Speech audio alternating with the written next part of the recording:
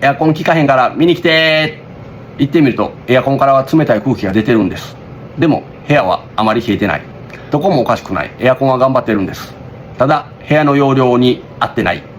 特にここ数年そういう事例は増えてきました。エアコンの適正な容量、カタログには6畳とか普通に書いていますが、残念ながら家一軒一軒の条件まではメーカーは考慮できません。6畳の部屋に6畳のエアコンをつけたから冷えるとは限りません。マンションのように気密性の高いところでは十分効くと思います。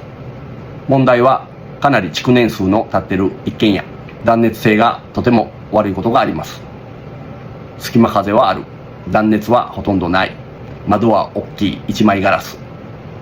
とても暑いです。なかなかリモコンの設定通りの温度にはなりません。人間が暑いと思ったらどんどん温度は下げてくださいね。そしてエアコン買い替えを考えるときは必ず現地調査をしてくれるお店で買った方がいいと思います。熱中症気をつけて夏をお過ごしください。